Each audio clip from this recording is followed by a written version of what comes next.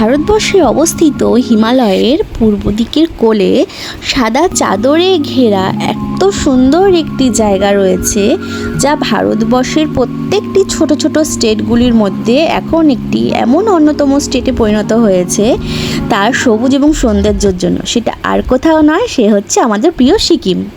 তো চলো আজকে তোমাদের সাথে শেয়ার করব কলকাতা টু সিকিম যেতে কত টাকা লাগে, কিভাবে গেলে সুবিধা হয়, অ্যান্ড কিভাবে হোমস্টেতে তোমরা বুকিং করতে পারবে। তো দেখতে দেখতে এখানে আমাদের সেকেন্ড ট্রেনটা চলে আসে, যেটা ছিল রাধিকাপুরে। হ্যাঁ, এটা আমাদের একটা খুবই ভুল হয়েছিল বুকিংয়ে। অ্যাকচুয়ালি আমরা যাদের থ্রুতে গেছিলাম তারা আমাদের এক্স্যাক্ট একই ট্রেন পায়নি, তো আমাদের ভায়া হয়ে যেতে হয়েছিল।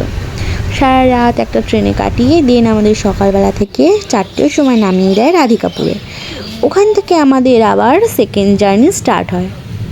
তো দেখতে দেখতে কখন যে এই 2 ঘন্টা কেটে গেল আমরা বুঝতেই পারিনি। আর হ্যাঁ, ফার্স্ট ট্রেনটা চেঞ্জ করে নিয়েছি, আমরা রাধিকাপুরে নেমেও গেছি, বাট এত ভিডিও হয়েছে, এত কথা হয়েছে, কিন্তু ইন্ট্রোটা আর দেওয়া হয়নি। তো চলো, hello everyone, welcome back to my blog. বাইরের প্রকৃতির পরিবেশ দেখতে দেখতে এত মুগ্ধ হয়ে গেছিলাম, হঠাৎ করে দেখি টিটিএদের মধ্যে ঝামেলা। তো কোনো একটা কারণে টিটিএদেরকে 500 টাকা ফাইন করে। তো যাই হোক, 5-6 দিনের জন্য ঘুরতে যাওয়ার বেস্ট জায়গা হচ্ছে আমাদের বাঙালিদের সিকিম। অ্যান্ড সবুজে ঘেরা জায়গা থেকে কখন যে ওই পাহাড় মামা উকি দিচ্ছে তা বুঝতেও পারিনি। হঠাৎ করে সবাই লাফ দিয়ে উঠে বলছে, দেখো দেখো পাহাড় দেখা যাচ্ছে। আমি তো খুবই অবাক হয়ে গেছিলাম যে আমরা এখনও পৌঁছাতেও পারলাম না, তার আগেই আমি এত সুন্দর একটা দৃশ্য দেখে নিলাম। অ্যান্ড দেখতে দেখতেই আমরা চলে এলাম এনজিপিতে। নামার সঙ্গে সঙ্গেই আমাদের পার্কিং লটের দিকে যেতে হলো, কারণ আমাদের গাড়ি অনেকবার ফোন করেছে। অ্যান্ড এখানে কি সুন্দর একটা ওয়েটিং লঞ্চ আছে।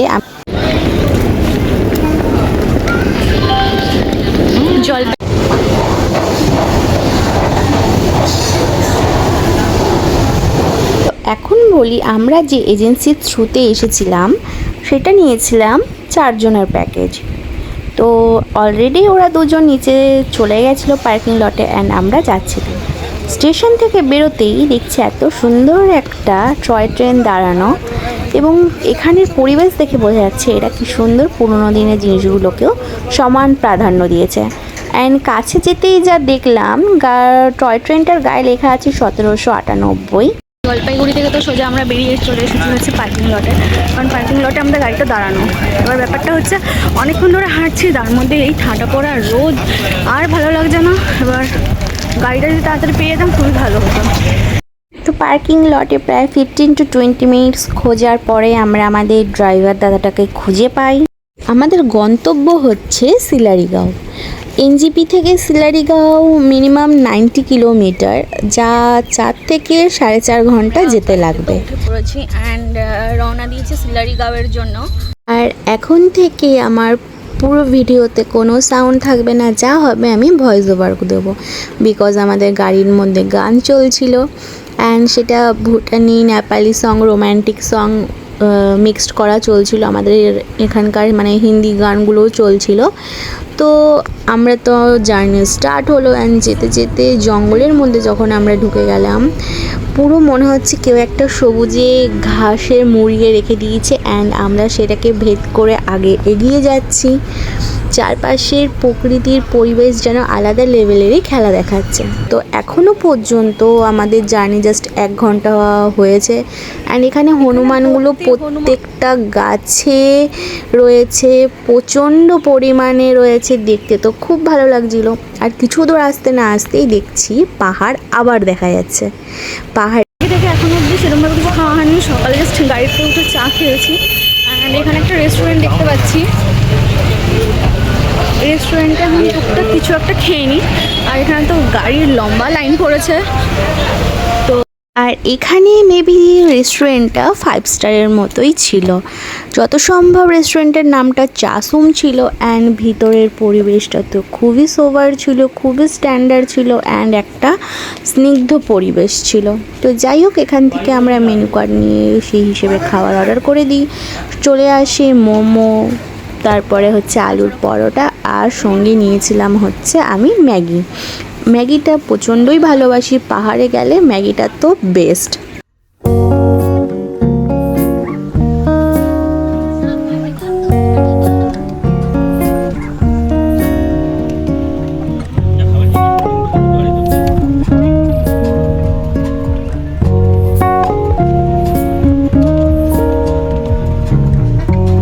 আমরা এখন এসে গেছি সেবক কালীবাড়ি।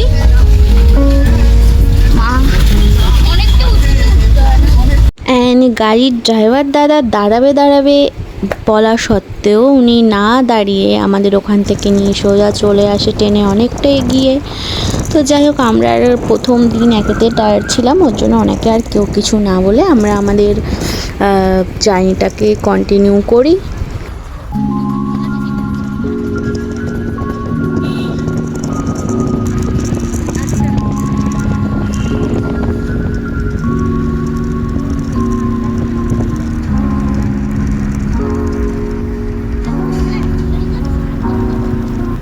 আর আমরা চারজন ফুল এনজয় করতে করতে, পরিবেশ দেখতে দেখতে কখন যে সবুজ ঘেরা ঘাসের মধ্যে থেকে পাহাড়ের কোলে চলে আসি আমরা জানতেও পারি না। অ্যান্ড পাহাড়ের সেই এবড়ো খেবড়ো রাস্তাগুলো দেখলে কখনো ভয়ও লাগছে যেমন, তেমন ভিতরে এক রাশ ভালোবাসা, এক্সাইটমেন্ট।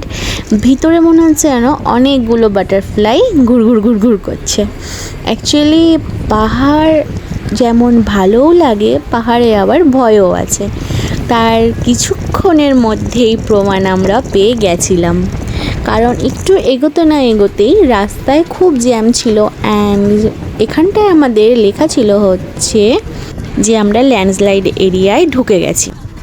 অ্যান্ড আমরা একটা জ্যামে আটকে যাই, যার কারণ জানতে পারি সামনে নাকি ল্যান্ডস্লাইড হয়েছে।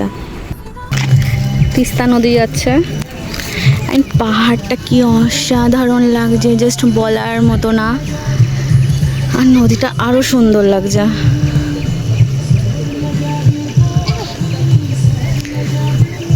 অ্যান্ড এখানে অ্যাজ ইউজুয়াল গাড়ির লাইন পড়েছে, অ্যান্ড আমার গাড়ির লাইন তো ওই মাথা ছুঁয়ে গেছে।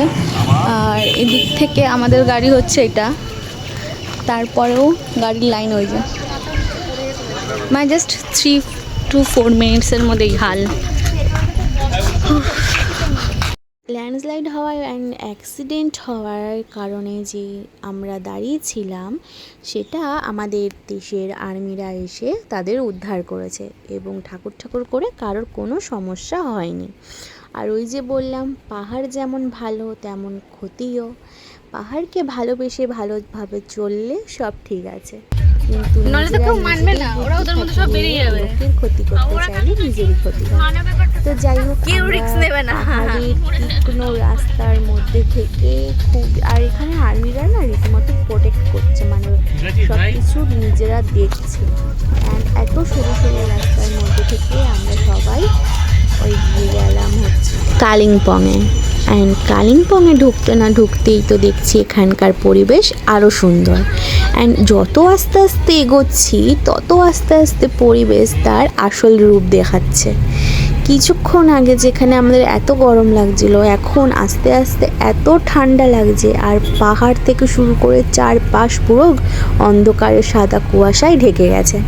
অ্যান্ড কিছুক্ষণ পর থেকে আমাদের গায়ে স্টোল নেওয়ার দরকার পড়েছিল। একটু এগিয়ে যখন আসছি তখন দেখছি বৃষ্টিও পড়া শুরু হয়ে গেছে। পরিবেশের এত সুন্দর অপরূপ খেলা একমাত্র প্রকৃতির বুকে না গেলে সেটা আমরা কখনোই জানতে পারবো না। তো এর জন্যই বলি, পাহাড়কে সবসময় ভালোবাসি। অ্যান্ড 4.5 ঘন্টার জার্নিটা অনেকক্ষণই লেগেছিল। অ্যান্ড অ্যাট লাস্ট আমরা সিলারিগাঁওতে চলে আসি অ্যান্ড আমরা সোজা যাচ্ছিলাম হচ্ছে আমাদের হোমস্টের দিকে। তো মাঝখানে আর সেরকম কিছু ভিডিও আমার শ্যুট করা হয়নি, কারণ সেই সময় খুবই টায়ার্ড ছিলাম। তাও যেটুকু পেরেছি তোমাদের সঙ্গে শেয়ার করলাম।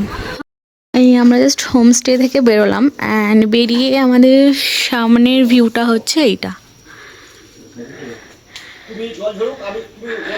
অ্যান্ড ঠিক সেম একই টাইমেই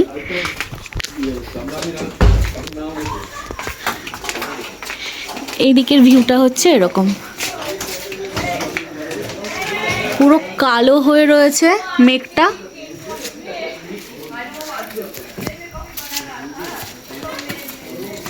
অসাধারণ লাগছে। আমি রাখছি। তো জাস্ট আমরা টুকটাক কিছু খেয়ে এখন একটু আশেপাশে টুকটাক একটু ম্যাগি খেয়ে, লাঞ্চটা যেহেতু স্কিপ হয়ে গেল আমাদের, ওর জন্য একটু ম্যাগি খেয়ে আশেপাশে কয়েকটা সাইড ভিউ আছে দেখতে যাচ্ছি। অ্যান্ড এত ঠান্ডা পড়েছে, বাধ্য হয়ে সোয়েটার পরে নিয়েছি, আমরা 4 জনেই সোয়েটার পরে নিয়েছি। আর সাইড ভিউগুলো তোমাদের সঙ্গে শেয়ার করছি। এই যে তোকে ডাকলাম আমি কি গাছ উল্কানোর জন্য?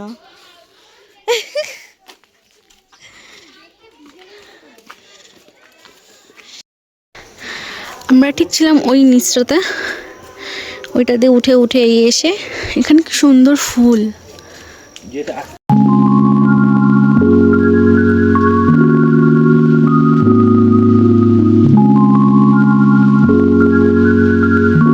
রাস্তাটা পুরো এরকমভাবে গেছে, মানে সমতল না, স্লিপের মতো ব্যাপারটা। এগুলো হচ্ছে ছোটো ছোটো হোমস্টে।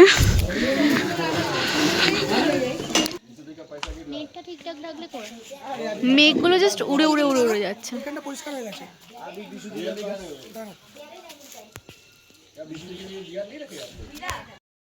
অ্যান্ড আমরা এখানে আপাতত সব থেকে যে উঁচু হোমস্টেটা আছে ওখানে এসে দাঁড়িয়েছি। অ্যান্ড জাস্ট ভিউটা হচ্ছে এরকম টাইপের গেছে, প্রচণ্ড ঠান্ডা। অ্যান্ড তোমাদের সঙ্গে ভিউটা আমি শেয়ার করছি।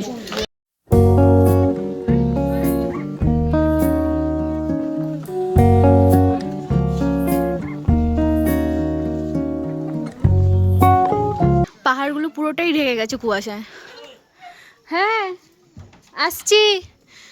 কিছুক্ষণ আগে ছিল পুরো কালো, তো হাফ তোমার পাহাড় দেখাই যাচ্ছিল না। এখন আবার মেঘটা একটু ক্লিয়ার হয়েছে। ভিউ প্রচণ্ড সুন্দর, কিন্তু ওয়েদারের কিছু বোঝায় না ঠিকঠাক মতো।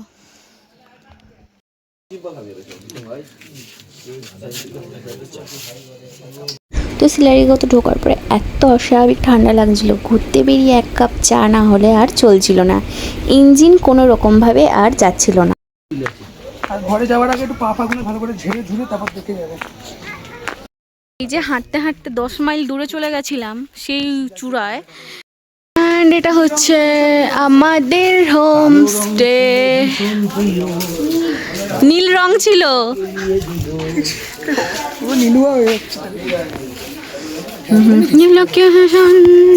সিতারে লাগিয়েছে।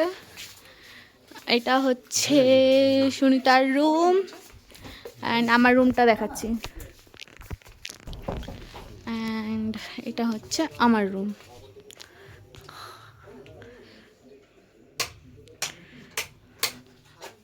অ্যান্ড আমাদের বিকালের স্ন্যাক্স চলে এসেছে, যার মধ্যে আছে ভেজিটেবল পকোড়া।